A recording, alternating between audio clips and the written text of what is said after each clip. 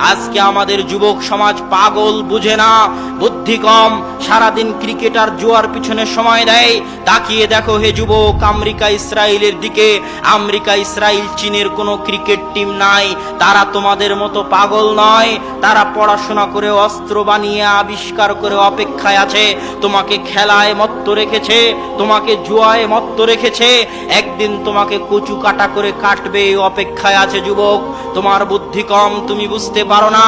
যাও তুমি পদ্মা সেতুতে গিয়ে দেখো, যারা আজ পদ্মায় ইঞ্জিনিয়ার, ম্যানেজার, ডিজাইনার, সবাই চায়না, কোরিয়া থেকে ভাড়া করে আনা।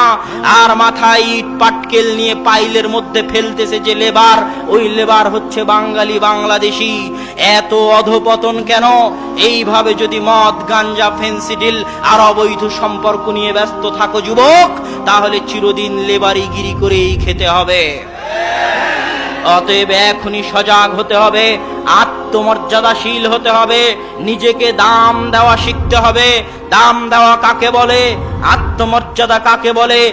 সমুদ্রে যখন একটা পানা চলে, খড়কুটো চলে, স্রোত যেই দিকে যায় ওই পানা খড়কুটো সেই দিকে যায়। ওই পানা খড়কুটোর কোনো দাম নেই, কোনো শক্তি নেই। কিন্তু যখন একটা নৌকা চলে, নৌকার শক্তি থাকে আলাদা, যেদিকে ইচ্ছা সেদিকে যেতে চায়, স্রোতের মোকাবেলা করে যেতে চায়। তার মানে তার দাম আছে, শক্তি আছে। যুবক, যখন তুমি কোনো খেলা দেখে খেলোয়াড়ের অনুসরণ করতে চাও, কোনো মুভি ছবি দেখে যেই নায়কের অনুসরণ করতে চাও, মা এবং বোনেরা যখন সিরিয়াল দেখে সেই সিরিয়ালের নায়িকার অনুসরণ করতে চায়, পাখির ড্রেসের অনুসরণ করতে চায়, তখন বুঝতে হবে তাদের মধ্যে আত্মমর্যাদা নেই। তারা নিজেদেরকে দাম দিতে জানে না। যদি আত্মমর্যাদা থাকতো যুবক, তাহলে ভাবতে, আমি কেন এই খেলোয়াড়, এই নায়কের অনুসরণ করব?